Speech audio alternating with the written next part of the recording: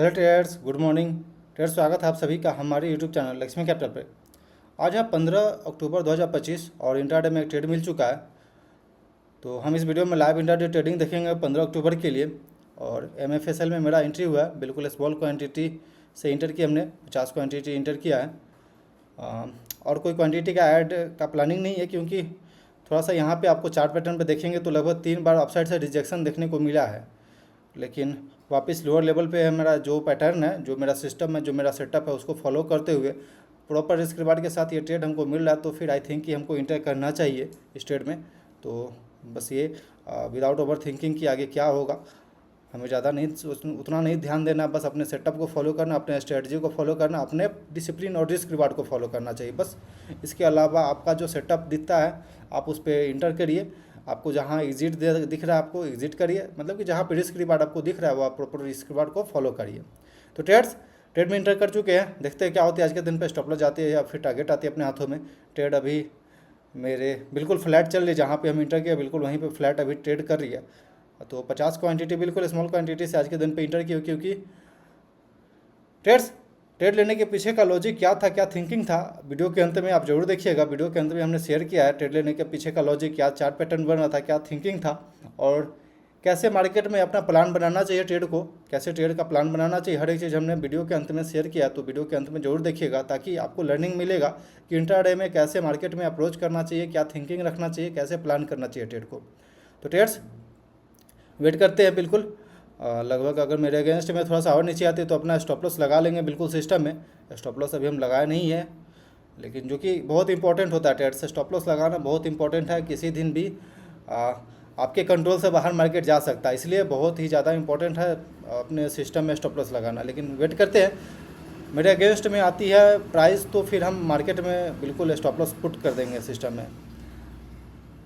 तो होल्ड करते हैं बिल्कुल।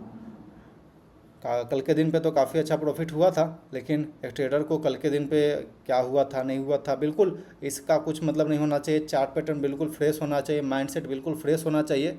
आज क्या कर रहे हैं ये इम्पोर्टेंट है, कल के दिन पे क्या किए नहीं भूल जाइए। आप कल के दिन के बारे में बिल्कुल भूल जाइए, ट्रेडिंग में आप हैं तो ट्रेडर्स।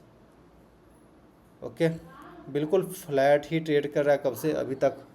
इसके अलावा जो भी स्टॉक था मेरे पास वॉच लिस्ट में वो काफ़ी अच्छा परफॉर्म किया है। आई थिंक कि ब्रेकआउट आ जाए और एक बार के लिए व्यू ऐप के ऊपर अगर ट्रेड करना शुरू कर जाए तो काफ़ी अच्छा रहेगा। लगभग 1628 रुपया 74 पैसा के पास इसका एटीपी चल रहा है अभी। तो एटीपी के ऊपर अगर एक बार सस्टेन कर जाता है 15 से 20 मिनट तो ये कंफर्म हो जाएगा कि हम लोग अपसाइड की ओर आराम से जा सकते हैं। लेकिन चार्ट पैटर्न पे अगर आप देखेंगे टेक्निकली तो 3 रिजेक्शन दिख रहा है डे हाई के पास से, तो ये भी एक इम्पॉर्टेंट है देखने वाली। बट चलिए कोई दिक्कत नहीं, लोअर क्वांटिटी के साथ हमने इंटर किया ट्रेड में, तो मैनेज करते हैं। रिस्क मैनेज करना बहुत इंपॉर्टेंट होता है एक ट्रेडर के लिए। इसके अलावा ओवर थिंकिंग करना कुछ नहीं होता है। अपने सिस्टम के साथ फॉलो किया या नहीं किया, बस ये क्वेश्चन पूछिए खुद से और बस आप इंटर कर जाइए ट्रेड में। तो ट्रेड को चलने देते हैं। ट्रेड्स वीडियो अच्छा लगता हो, ट्रेड करने का प्रोसेस अच्छा लगता हो, ज़रूर कमेंट करिएगा। कोई भाई साहब पूछ रहे थे सर आप स्टॉक कैसे सिलेक्ट करते हैं या फिर स्टॉक का स्कैनर बताइए कुछ। तो भाई हम केवल मैनुअली स्टॉक को स्कैन करते हैं। जो भी निफ्टी 200 के अंदर में स्टॉक आता है बस हम उसको ट्रैक करते हैं और ट्रेड करते हैं। और मेरा एक तो प्रोसेस होता है से स्टॉक सिलेक्शन करने का, प्रीवियस डे हाई, उसके प्रीवियस डे हाई और लो को देखते हैं। देन उसके अलावा एक ट्रेंड लाइन बनता है और उसके ब्रेकआउट पे हम trade, breakout plus pull back पे हम ट्रेड करते हैं, ब्रेकआउट प्लस रीटेस्ट पे हम ट्रेड करते हैं। ये मेरा ब्रेकआउट प्लस पुल बैक या फिर बोल सकते हैं रीटेस्ट, ये ट्रेड रहता है मेरा। तो ज़्यादा कोई ओवर थिंकिंग नहीं रहता, ज़्यादा कोई प्रोसेस नहीं रहता। लेकिन हाँ, इसके पीछे का आपको प्रैक्टिस करना पड़ेगा। जो भी चार्ट पैटर्न आप देखते हैं हमारे वीडियो में, क्योंकि हर एक वीडियो में हमने शेयर किया ट्रेड लेने के पीछे का लॉजिक क्या था, क्या थिंकिंग था और कैसे चार्ट पैटर्न हम सिलेक्ट करते हैं, उसके पीछे का भी जरूर शेयर किया रहता है। तो आप ज़रूर देखिए उसको।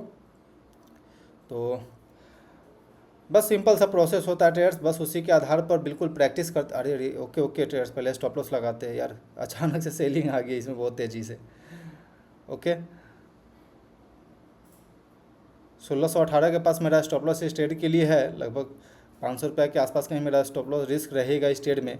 ज़्यादा बड़ा हम रिस्क नहीं लिए हैं आज के दिन पे, क्योंकि कुछ कन्फ्यूज़न है जिस वजह से हम ज़्यादा क्वान्टिटी ट्रेड करने की कोशिश नहीं की इस ट्रेड में। तो ठीक है, लेकिन अभी बिल्कुल आई थिंक ये स्टॉप लॉस हिट हो जाएगा ऐसा लग रहा है, क्योंकि बिल्कुल रिस्क अपने स्टॉप लॉस के पास हम लोग ट्रेड कर रहे हैं। बाय द वे कल के दिन पे भी आप देखे होंगे वीडियो में, बिल्कुल स्टॉप लॉस के पास गए, देन वहाँ से भी सेलिंग स्टार्ट हो गया।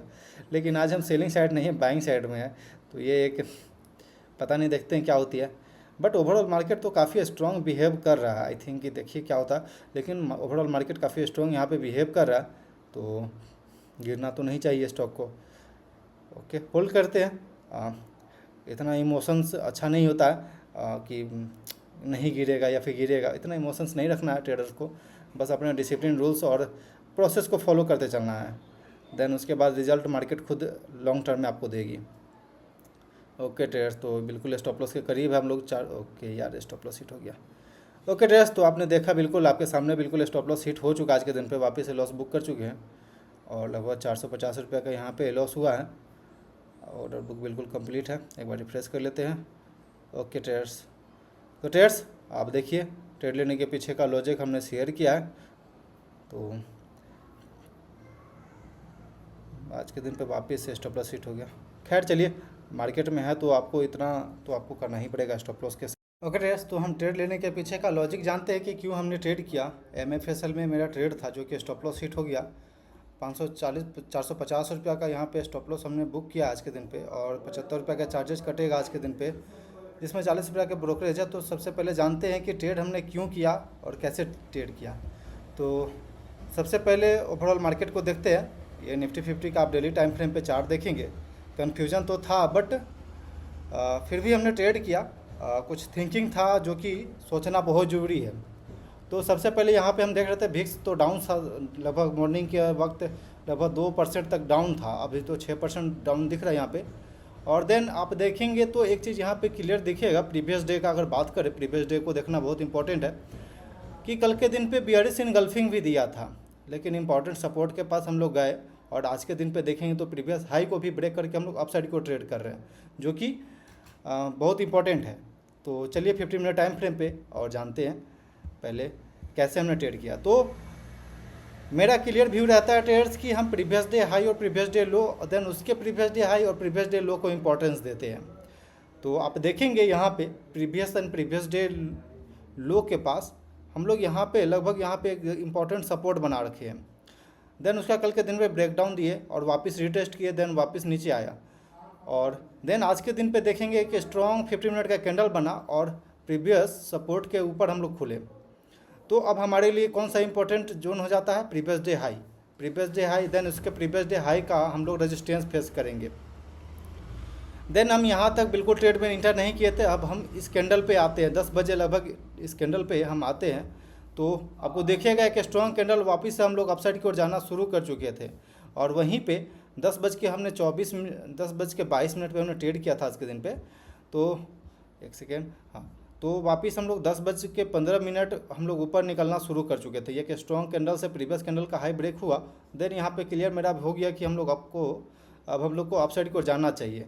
देन निफ्टी 500 देखेंगे तो यहाँ पे ये भी क्लियर दिख रहा था। और निफ्टी बैंक को देखेंगे तो प्रीवियस डे पे ही हमने बोला था इसमें स्ट्रॉन्ग, काफ़ी ज़्यादा स्ट्रॉन्ग है ये।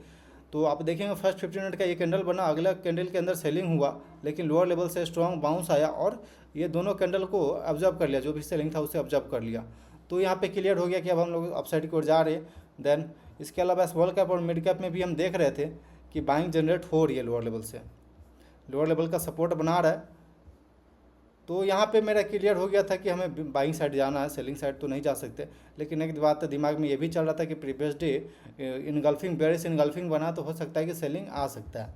बट फिर भी हमने बाइंग साइड का प्लानिंग किया, जो प्राइस एक्शन जैसा बन रहा था। आगे क्या होगा नहीं होगा हमें ओवर थिंकिंग नहीं करना, जो भी प्राइस एक्शन बना था उसको फॉलो करते हुए MFSL में हमने 1627 के पास 50 क्वांटिटी, ज़्यादा क्वांटिटी नहीं दी, क्योंकि ऐसा हमको लग रहा था कि हम लो प्रोबेबिलिटी ट्रेड कर रहे हैं, तो हाई चांस है कि स्टॉप लॉस जा सकता है। तो बस हमने MFSL में 50 क्वांटिटी बाइंग का प्लानिंग किया और यहाँ पे 1618 के पास मेरा स्टॉप लॉस था, जो कि हिट हो चुका था 10:42 पे। ये आज का वॉच लिस्ट था मेरा, जिसमें कि लगभग कुछ स्टॉक काफ़ी अच्छा परफॉर्म किया, लेकिन MFSL जिसमें मेरा एंट्री था वहाँ पे स्टॉप लॉस हिट हो गया। तो चलिए चार्ट पे आते हैं पहले। तो ट्रेड्स यहाँ से हम जो डेली बेसिस पे मेरा ट्रेड लेने का पीछे का लॉजिक होता है, कोशिश रहता है कि ऑल टाइम हाई का स्टॉक हम सिलेक्ट करें अपने इंट्राडे के लिए। तो ये ऑल टाइम हाई के आसपास का कहीं स्टॉक है, देन उसके अलावा लोअर लेवल से हम एक सपोर्ट लाइन बनाते हैं, जिसका कि ये रिस्पेक्ट करते हुए स्टॉक अपसाइड की ओर जा रही है और आज के दिन पे फर्स्ट 15 मिनट के अंदर प्रीवियस डे हाई को ब्रेकआउट दिया और एक स्ट्रॉन्ग कैंडल के साथ ब्रेकआउट दिया। देन उसके बाद आप देखेंगे एक बार वापस सेलिंग होने का कोशिश हुआ, सेलर स्ट्रॉन्ग हुआ, बट वापस से लॉन्ग टेल कैंडल बनाया और वापस हम लोग डे हाई के पास, इस कैंडल के हाई के पास क्लोजिंग दिया। तो यहाँ पे मेरा व्यू क्लियर हो गया कि अब यहाँ पे बायर है। तो अब मेरा दूसरा कोशिश रहता है कि परफेक्ट रिस्क रिवार्ड मिलना। तो बस मेरा रिस्क रिवार्ड के चक्कर में हम यहाँ पे रुके हुए थे और एक पुल बैक मिला इस कैंडल पे, तो हम इस कैंडल पे इंटर किए, बट वापस इस कैंडल पे 20 मिनट के अंदर ही मेरा स्टॉप लॉस गया। आप देखेंगे तो वॉल्यूम भी इस कैंडल पे काफ़ी अच्छा पॉपअप किया था। देन उसके बाद से लोअर वॉल्यूम के साथ रिट्रेसमेंट आ रही, तो मेरा थिंकिंग ये था कि यहाँ पे मूवमेंट आना चाहिए अपसाइड की ओर। तो बस हमने इंटर किया और अपना जो भी डिसिप्लिन है उसको फॉलो किया ट्रेड्स, और only one trade in day सबसे मेन डिसिप्लिन मेरा ये है। और जो भी रिस्क रिवार्ड को फॉलो करना होता है उसे हमने फॉलो किया और काफ़ी, चलिए कोई दिक्कत नहीं, स्टॉप लॉस मार्केट का पार्ट होता है। आप जब ट्रेड कर रहे हो तो इतना ओवर थिंकिंग नहीं करना है कि क्या होगा नहीं होगा। देन उसके अलावा मेरा ये भी एक प्लानिंग था इसमें भी, चोलामंडलम फाइनेंस में, क्योंकि वीकली टाइम फ्रेम पे ये कप एंड हैंडल पैटर्न का ये ब्रेकआउट दे रहा था, तो मेरा प्लानिंग इसमें भी था, बट रिस्क रिवार्ड नहीं मिल रहा था प्रॉपर और कोई पुल बैक नहीं आई थी, तो इस वजह से हम इसमें इंटर नहीं किए। ये स्कॉट के अंदर में वापस, ये स्कॉट के भी अंदर में मेरा प्लानिंग था, बट यहाँ पे आप देखेंगे तो हम लोग फर्स्ट 15 मिनट के अंदर ऊपर गए।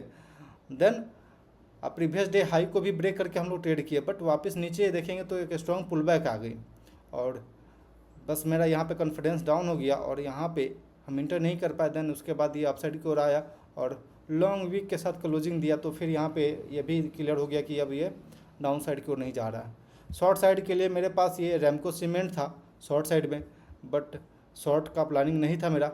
आई थिंक ये शॉर्ट ज़्यादा अच्छा रहता, हमें ऐसा लग रहा है आज के दिन पे, क्योंकि प्रीवियस डे पे इनगल्फिंग बेरिश इनगल्फिंग बना था, लेकिन ओवरऑल मार्केट भी ज़्यादा स्ट्रॉन्ग दिख रहा है। तो इस वजह से चलिए ओवर थिंकिंग इतना नहीं करना, हमें जो भी मिला मार्केट के थ्रू आई थिंक कि वो ठीक है, कोई दिक्कत नहीं। Okay traders, thanks for watching this video, please like subscribe and YouTube channel for more updates.